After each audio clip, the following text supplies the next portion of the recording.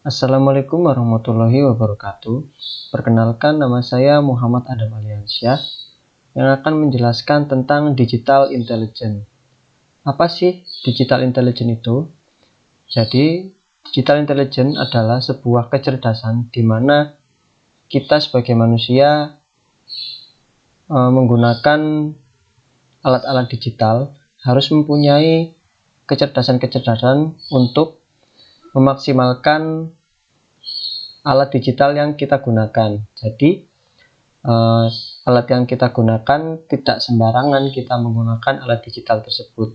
Jadi harus mempunyai kecerdasan-kecerdasan atau mengetahui tujuan dari digunakannya digital tersebut.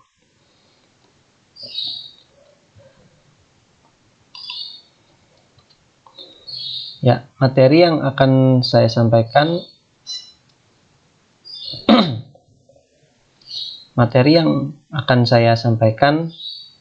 saya ambil dari DQ Institute yang mempunyai 24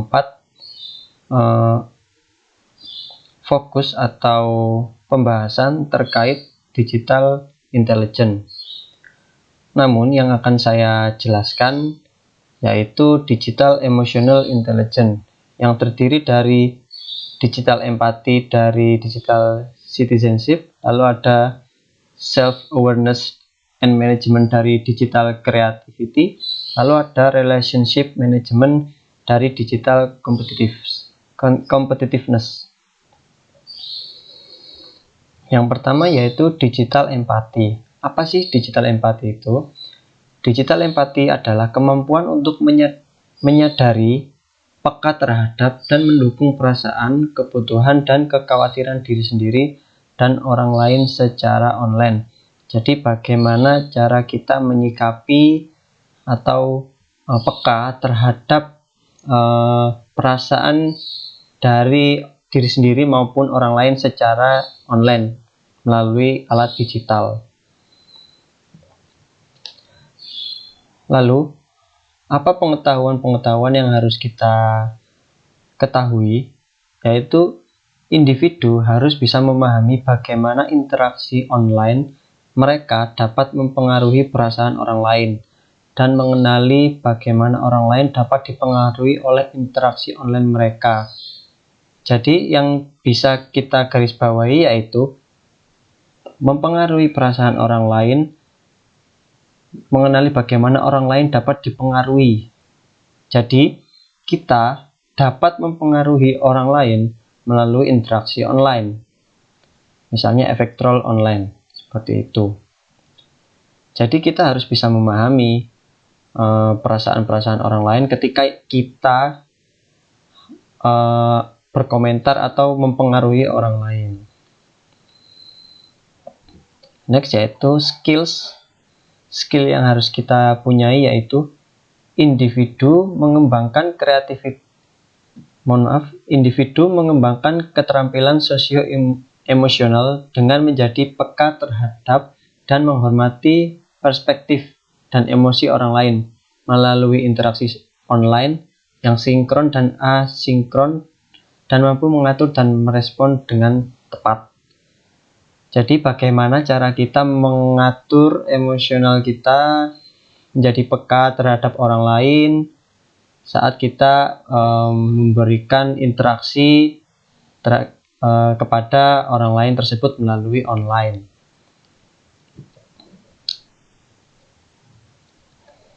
Lalu selanjutnya yaitu attitude dan value. Individu menunjukkan kesadaran dan kasih sayang untuk perasaan, kebutuhan, dan kekhawatiran orang lain secara online. Kita ambil salah satu contoh. Di sini ada sosial media. Jadi pembahasan sebelumnya tersebut sangat erat dengan kehidupan sehari-hari kita, terutama pada media sosial. Adanya Facebook, Instagram, Twitter, dan lain sebagainya. Nah, di saat kita menggunakan sosial media tersebut, kita telah berinteraksi dengan orang lain melalui aplikasi tersebut. Misalnya kita memberikan like kepada foto atau sebuah postingan orang lain, lalu bisa meng-share, bisa memberikan komentar atau mengechat langsung atau chat langsung kepada orang yang bersangkutan. Nah, berikut adalah contoh komen orang yang buruk atau komen negatif. Bisa dilihat dari gambar tersebut bahwa apabila orang tersebut terus-terusan berkomentar buruk seperti ini, maka akan berpengaruh dengan orang yang di komennya atau yang diajak interaksi. Di sini kan komennya ditujukan kepada seseorang. Nah, kita juga harus bisa mengerti bagaimana perasaan orang tersebut jika diberi kata-kata seperti ini. Dan kita kembalikan ke diri kita sendiri, apakah diri kita sendiri mau dikomen seperti ini. Jadi, kita harus berhati-hati dalam memberikan komentar atau interaksi terhadap orang lain. Apakah hal itu baik atau buruk? Jadi, kita harus pintar dalam menggunakan kata-kata kita. Karena kata-kata kita tersebut dapat menyinggung orang lain apabila kata-kata tersebut kurang baik. Nah, sikap yang harus dilakukan yaitu kita harus mulai menjaga lisan kita atau menjaga ketikan-ketikan kita supaya ketikan kita ini menjadi ketikan yang baik dan bermanfaat untuk orang lain. Jadi, kalau kita ingin mengkritik, boleh mengkritik, tetapi dengan harus cara yang baik dan benar, tidak dengan menggunakan kata-kata yang kasar dan dapat menyinggung orang lain dan juga dapat menyakiti hati orang lain. Menurut saya, lebih baik kita terlambat berbicara daripada terlambat berpikir. Jadi kita harus berpikir dulu, baru bertindak atau berbicara atau komen dan lain sebagainya. Karena di lingkungan atau masyarakat Indonesia ini, kebanyakan orang itu lebih cepat komennya daripada mikirnya. Nah, ini yang salah. Jadinya setelah kita komen, dikirim, lalu kita mikir, kira-kira komenan seperti itu menyakiti hati orang atau tidak. Itu sudah telat, sudah terlambat. Seharusnya dipikirkan sebelum berkomentar seperti itu. Ya, selanjutnya yaitu self-awareness dan manajemen. Ini terkait awareness terhadap diri kita ya, dan juga manajemennya. Apa sih itu? Yaitu kemampuan untuk mengenali dan mengelola bagaimana sistem nilai dan kompetensi digital seseorang sesuai dengan lingkungan digitalnya. Mengenali dan mengelola bagaimana sistem nilai dan kompetensi digital seseorang sesuai dengan lingkungan digitalnya. Next. Ya. Knowledge. Individu memahami bagaimana sistem nilai mereka sendiri mempengaruhi dan dipengaruhi oleh lingkungan digital mereka dan mampu menjelaskan bagaimana suasana hati mereka dapat mempengaruhi orang lain. Jadi,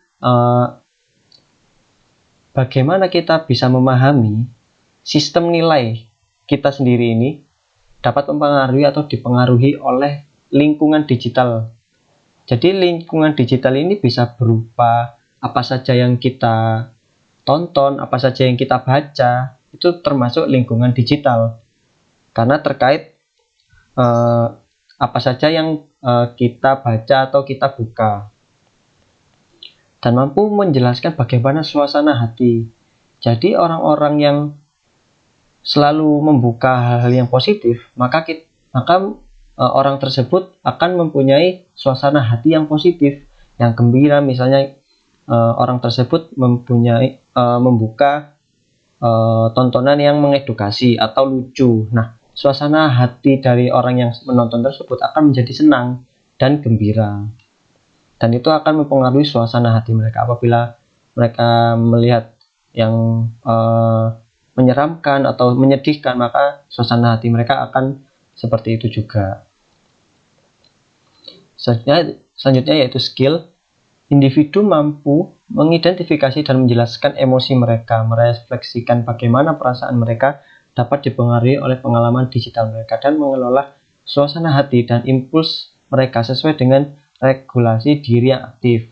Selain itu, mereka dapat tetap menyadari tingkat kompetensi digital mereka sendiri dan secara aktif bekerja untuk mengelola dan memperbarui keahlian mereka. Mereka mengelola emosi serta kompetensi mereka untuk mendorong kerjasama dan interaksi positif antara pemangku kepentingan internal dan eksternal untuk memenuhi tujuan mereka. Jadi di sini terlihat jelas, individu mampu mengidentifikasi dan menjelaskan emosi mereka. Jadi mereka bisa mengekspresikan apa yang mereka rasakan dan merefleksikan bagaimana perasaan mereka dapat dipengaruhi oleh pengalaman digital mereka, seperti yang saya bicarakan sebelumnya. Next. Lalu attitude dan value. Individu menunjukkan kesadaran suasana hati mereka sendiri dan secara aktif mampu mengelola impuls mereka sesuai sehingga menghormati orang lain selama komunikasi online. Next. Nah, di sini erat kaitannya dengan konten yang kita lihat atau kita baca. Konten yang bersifat positif yang seperti saya sebutkan tadi akan menghasilkan suasana hati yang positif. Misalnya kita menonton atau membaca suatu berita yang menggembirakan atau yang lucu, menyenangkan, hati kita akan menjadi tertawa dan senang. Sedangkan kalau kita membaca atau menonton sesuatu yang buruk atau menyeramkan atau menyedihkan, suasana hati kita akan mengikuti apa yang kita tonton dan juga akan mengekspresikan apa yang sudah kita tonton tersebut. Kita sedih, maka kita akan mengekspresikannya dengan sedih juga. Nah, marilah kita selalu membuat konten-konten yang positif supaya kita juga dapat membagikan kesenangan-kesenangan yang bisa kita bagikan kepada orang lain. Jadi kita dapat membuat orang lain merasa senang juga dengan konten yang telah kita buat, yang sudah kita bagi kepada orang-orang. Selanjutnya yaitu relationship management. Relationship management adalah kemampuan untuk secara terampil mengelola hubungan online seseorang melalui kolaborasi, manajemen konflik, dan persuasi. Kemampuan secara terampil hubungan online, jadi terkait dengan komunikasi dan juga bagaimana menjalin hubungan yang baik dengan orang lain melalui online. Knowledge atau pengetahuan. Individu memahami dan mengelola konteks yang berbeda dari interaksi sosial dalam komunitas online untuk mencapai konsensus dan hasil bersama. Mereka memahami bagaimana norma perilaku dan reaksi emosional yang berbeda dapat bervariasi tergantung pada platform dan konteksnya. Individu memahami dan mengelola konteks yang berbeda dari interaksi sosial dalam komunitas online. Jadi terkait dengan memahami dan mengelola apa yang ada di interaksi sosial tersebut. Memahami tentang konteksnya, lalu tergantung pada platformnya dan norma-norma perilaku yang ada. Selanjutnya itu skills. Individu mengembangkan keterampilan interpersonal yang memungkinkan mereka untuk terlibat secara efektif dan berkomunikasi dan bernegosiasi dengan dan mempengaruhi pemangku kepentingan. Dalam dialog online antar budaya, mereka mengelola, memelihara dan menumbuhkan hubungan dengan kelompok dan bla bla bla bla tersebut ya. Jadi terkait dengan bagaimana cara kita menjalin hubungan yang baik dengan orang lain atau menjalin hubungan dengan orang lain secara online. Nah, selanjutnya yaitu attitudes dan value.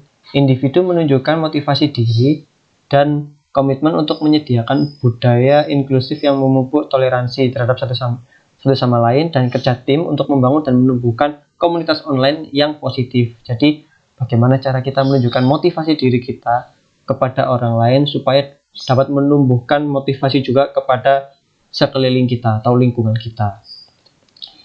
Bagaimana cara kita mengelola hubungan yang baik dengan orang lain, maka kita juga harus bisa berkomunikasi dengan yang baik, dengan orang lain. Karena salah satu cara kita dapat menjalin hubungan yang baik dengan cara berkomunikasi. Bagaimana cara kita berkomunikasi? Apakah sudah baik? Apakah sudah benar? Apakah sopan? Apakah tidak sopan? Nah, orang lain dapat menilai dari situ. Apabila orang lain itu tersebut merasa nyaman dengan apa yang kita bicarakan, kita ngobrol dengan dia, kita berbagi informasi secara online tentunya, itu dapat menjalin hubungan yang baik. Orang tersebut jadi tertarik dengan apa yang kita omongkan, tertarik dengan kita, dan juga akhirnya menjalin hubungan yang baik. Nah, cara kita berkomunikasi yang baik, tentunya kita harus mempunyai cara-cara menyampaikan informasi atau berkomunikasi dengan cara yang baik.